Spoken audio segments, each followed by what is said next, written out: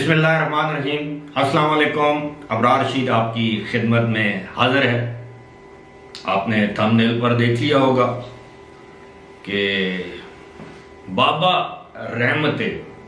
رحمتہ آپ نے نام تو سن رکھا ہوگا۔ یہ نام ہے ہمارے سابق چیف جسٹس آف پاکستان میاں ثاقب نثار کا۔ نام تو نہیں، آپ یہ کہہ لیں عرفیت ہے۔ جی ہاں، اب بابا رحمتے کا احتساب ہونا شروع ہو گیا، یا اب یوں کہیے کہ بابا رحمتے کے احتساب کا وقت آ پہنچا ہے۔ اس حوالے سے میں آپ کو بتاؤں گا کہ یہ کیا معاملہ ہے۔ کسی نے سوچا تھا کہ بابا رحمتے کا احتساب بھی ہوگا۔ یہ بتاتا چلوں کہ میاں ثاقب نثار 31 دسمبر 2016 سے 17 جنوری 2019 تک، یعنی تقریباً 2 سال اور تقریباً 1 مہینے کے قریب چیف جسٹس آف پاکستان رہے۔ اس دوران آپ نے دیکھا کہ انہوں نے منتخب حکومت کے متوازی حکومت ایک قائم کر رکھی تھی۔ چھوٹی چھوٹی بات پر اداروں میں، اپنے ماتحت اداروں میں یعنی جوڈیشری میں، بیوروکریسی میں،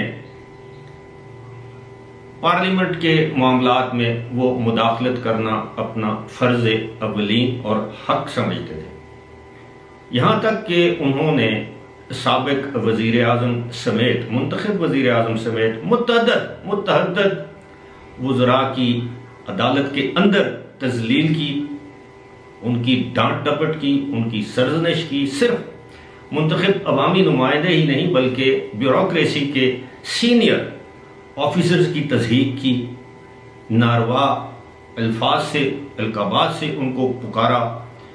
شاید وہ یہ سمجھ بیٹھے تھے کہ انہوں نے ہمیشہ کے لیے چیف جسٹس آف پاکستان رہنا ہے۔ اب یقین کیجئے کہ یہاں تک کہ پاکستان میں آبادی کے کنٹرول کرنے پر بھی انہوں نے اپنے سر یہ ذمہ داری لے لی کہ اب میں لوگوں کو بتاؤں گا کہ آبادی کو کیسے کنٹرول کیا جائے۔ اسپتالوں میں چھاپے، ہوٹلوں میں چھاپے، ماتحت عدالتوں میں چھاپے۔ میں آپ کو ایک واقعہ سناؤں۔ ایک مرتبہ وہ ایک اسپتال کا دورہ کر رہے تھے تو مجھے بنیادی طور پر وہ اپنے کسی ساتھی جج کے ہاں کسی شادی یا تعزیت پر جا رہے تھے۔ بہرحال میرے ایک دوست نے مجھے بتایا کہ چیف جسٹس ثاقب نثار اس ہاسپٹل کا دورہ کر رہے ہیں، اور اگر آپ ان سے کوئی سوال کرنا چاہیں تو میں آسانی سے چپکے کے ساتھ آپ کو ان وارڈز میں لے جاؤں گا جہاں وہ ان کے جانے کی اطلاعات ہیں یا امکان ہے۔ میں اس دوست کی وجہ سے میں اس وقت کے چیف جسٹس ثاقب نثار کی آمد سے پہلے ہی وہاں موجود تھا۔ میرے ہاتھ میں ایک چھوٹا سا موبائل تھا، اسمارٹ فون جسے آپ کہتے ہیں۔ تو انہوں نے آئے تو بس اس ڈاکٹر کو یہ کون ہے، یہ چادر کیوں گندی ہے، یہ کیا ہے، یہ ساتھ کچن تھا ایک وارڈ کے ساتھ، اس کچن میں اتنی گندگی ہے۔ میں ساتھ میں تصویریں وہ بنا رہا تھا یا ویڈیو چھوٹی چھوٹی بنا رہا تھا، وہ کلپس اب بھی میرے پاس موجود ہیں۔ اتنے میں مجھے مخاطب ہو کے کہتے ہیں کہ بیٹا آپ ویڈیو بنا رہے ہیں، آپ کا دل نہیں دکھتا؟ میں نے کہا جی ان ہسپتالوں میں تو ہمارا ڈیلی دل دکھتا ہے، آپ پہلی مرتبہ آئے ہیں، کیا آپ نے کبھی اس طرح کے ہسپتالوں میں علاج کروانا گوارا کیا ہے؟ اب یقین کیجئے میں نے یہی سوال ان سے پوچھا تو میری طرف مسکرا کے دیکھے کہ بیٹا کیمرہ بند کر دو۔ میں نے کہا جناب آپ کا حکم ہے، ظاہر چیف جسٹس ہیں، میں کیسے کیمرہ نہ بند کرتا۔ میں نے کیمرہ بند کیا، میں نے کیمرہ اپنی جیب میں رکھ لیا۔ 2-3 اور میں نے ان سے سوالات کیے، وہ اس کا جواب نہیں دے پائے۔ میں نے ان سے یہ کہا، دریافت کیا کہ جناب آپ یہاں سے چلے جائیں گے تو آپ کیا سمجھتے ہیں کہ اسپتال کی صورتحال بہتر ہو جائے گی؟ خیر، یہ تو ایک واقعہ آپ کو سنانا میں نے سوچا کہ آپ کو سنا دوں۔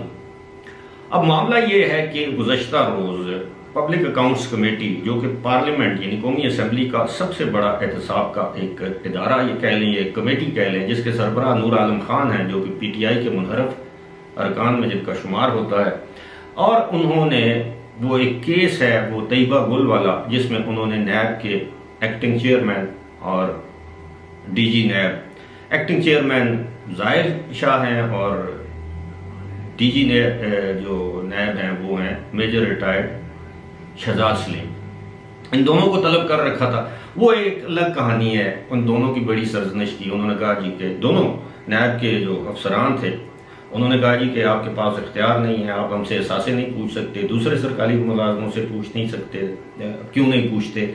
इस पर नूर आलम ने कहा कि जनाब हमारे पास इख्तियार है, हम दूसरे तो अपने एहसासे जाहिर करते हैं हर साल, आप भी अपने गोशवारे जमा करवाएं, हमें बताएं आपके कितने एहसासे हैं। आपने ये भी कहा नूर आलम ने कि आप 20 साल से कौम का एहतसाब कर रहे हैं, अब हम आपका एहतसाब करें। खैर, इस मौके पर बरजीस ताहिर हैं, वो भी पब्लिक अकाउंट्स कमेटी के मेंबर हैं, अब मुस्लिम लीग नून से उनका ताल्लुक है, रुकने कौमी असम्बली हैं। उन्होंने कहा कि जनाब इस पर एक सवाल उठाया। उन्होंने कहा जनाब एक डैम फंड था, उसमें बड़ी बेकायदगियां हैं। अब पब्लिक अकाउंट्स कमेटी जो है वो पूरे मुल्क में जितने भी सरकारी या नीम सरकारी या कॉरपोरेशन जो भी इदारे हैं, उनमें होने वाली बेज़ाब्तियों का वो जायजा लेती है और उसका एहतसाब करती है। मैं ये बताता चलूँ कि पब्लिक अकाउंट्स कमेटी के चेयरमैन के पास अदालती इख्तियारात भी होते हैं। अगर किसी शख्स को वो तलब करें, वो ना आए, तो उनके पास वारंट गिरफ्तारी जारी करने के इख्तियारात भी मौजूद हैं। यहाँ पर बरजीस ताहिर ने कहा कि जनाब वो डैम फंड के हवाले से हमारे सामने जो तफसीलात आई हैं, उसमें 9 अरब रुपया जमा हुआ है।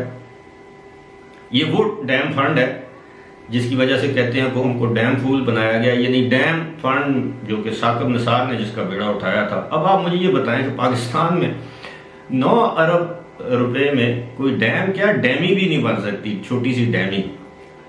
बहरहाल उन्होंने ये सब कुछ किया। आपके इल्म में है कि वो उस वक्त के पीटीआई के रहनुमाओं, वजीरों, सेनेटर्स, अरकान कौमी असम्बली के साथ अयाशी करते रहे, लंदन के, बरतानिया के आला होटलों में क़याम करते रहे, 7 स्टार होटल्स में उनका स्टे था, बिजनेस और फर्स्ट क्लास में वो और उनकी फैमिली ट्रेवल करती थी। अमेरिका, कनाडा, बरतानिया, मतलब यूरोप का कोई मुल्क उन्होंने नहीं छोड़ा जहां पर वो डैम फंड के लिए चंदा इकट्ठा करने के लिए ना गए। ये मैं साकिब निसार की बात कर रहा हूँ। यहाँ तक कि पाकिस्तान के अस्करी इदारों, खासतौर पर फौज ने अपने तमाम ऑफिसर्स की 1 महीने की तनख्वाह डैम फंड में दी। मैं तो अब ये कहूँगा झोंक दी। डैम क्या बनना था पता अब ये चला है कि जनाब 9 अरब रुपया डैम फंड में इकट्ठा हुआ है और 12 अरब रुपया डैम फंड इकट्ठा करने के लिए तशहीर, सफर, होटलों में रहना, दीगर अल्लों तल्लों पर खर्च किया गया है। 9 अरब आमदन डैम के लिए, 12 अरब खर्चा कौमी खजाने से। तो कहा गया कि जनाब अब तो बात बनती है कि वो बाबा रहमते को बुलाया जाए, उनसे पूछा जाए कि जनाब ये क्या किया आपने, आप तो अपने आप को इस मुल्क का मसीहा समझते थे, आप तो इस मुल्क को चुटकी में सब कुछ बदलना चाहते थे, क्या किया आपने। वही बात है, जब आप इक़्तिदार में होते हैं, आला ओहदों पर होते हैं, तो आपकी वाह वाह होती है, आप समझते हैं कि आप कोई आपसे पूछने वाला नहीं है। लेकिन सबसे बड़ी बात यह है कि तारीख आपको कभी माफ नहीं करती। इस तरह के जो किरदार हैं हमारी अदलिया के, वक्ती तौर पर हम कहते हैं इज्जत माब, माय लॉर्ड, मुअज़्ज़ज़ जज साहब, जो ही वो शख्स रिटायर होता है जो बाइज्जत रहता है। आप देखें ना, पाकिस्तान में ऐसे ऐसे इवन नॉन मुस्लिम्स, मतलब जो लोग नॉन मुस्लिम्स थे, मुसलमान नहीं थे, जस्टिस AR कर्नेलियस क्रिश्चियन थे, जस्टिस दुराब पटेल तारीख में सुनहरे अल्फाज से उनके नाम याद रखे जाएंगे, लिखे तो गए हैं ऑलरेडी। लेकिन इसी मुल्क में इस तरह के किरदार भी आए हैं। ये इससे पहले वो जस्टिस नसीम हसन शाह, वो अपनी किताब में लिख चुके हैं कि उन्होंने भुट्टो को फांसी का जो फैसला है दबाव में लिखा था। वो केस आज भी सुप्रीम कोर्ट में रिव्यू के लिए पेंडिंग है।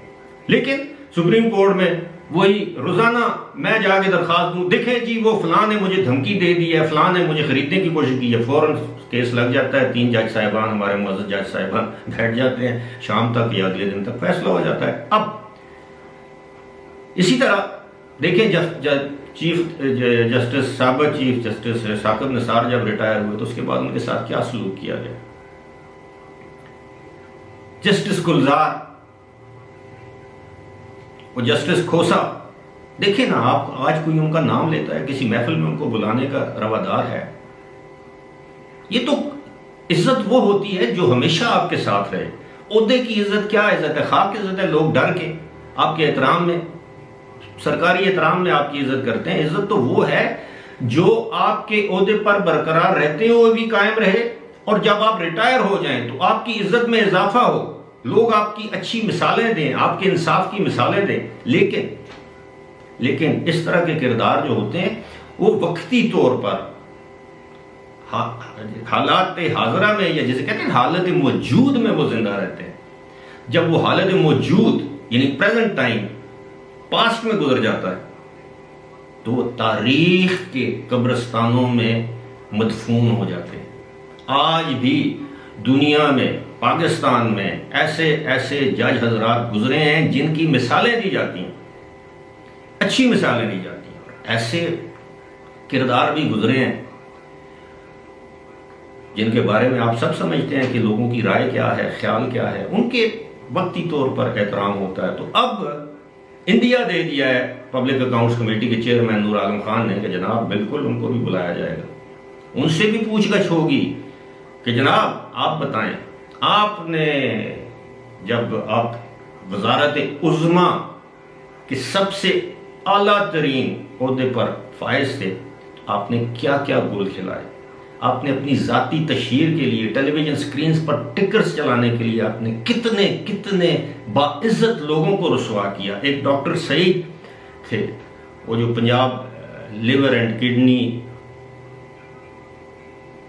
پتہ نہیں PLKI یا PKLI جو بھی وہ ادارہ ہے، اس کو آپ نے تباہ کیا۔ ان ڈاکٹر صاحب جو امریکہ سے اپنی ملازمت، اپنی پریکٹس چھوڑ کر پاکستان کے درد میں پاکستان آئے، آپ نے ان کو ذلیل اور رسوا کیا سماج اس خاطر کہ آپ اپنے بھائی میاں ساجد نثار جو کہ لاہور کے ایک ڈاکٹر ہیں، ان کو اس ادارے کا سربراہ بنانا چاہ رہے تھے، اور اس وقت کی حکومت نے ان کو وہ سربراہ نہیں بنایا۔ حالانکہ اسی نواز شریف نے جس کو آپ نے نااہل قرار دیا، آپ کو چیف جسٹس بننے میں مدد فراہم کی۔ کیسے فراہم کی؟ پہلے آپ کو سیکرٹری لا تعینات کیا، اس کے بعد لاہور ہائی کورٹ کا جج تعینات کیا۔ لیکن حضرت علی کا قول ہے، جس کم ظرف سے نیکی کر، پھر اس کی شر سے ڈر۔ فی الحال مجھے دیجیے اجازت، خدا حافظ۔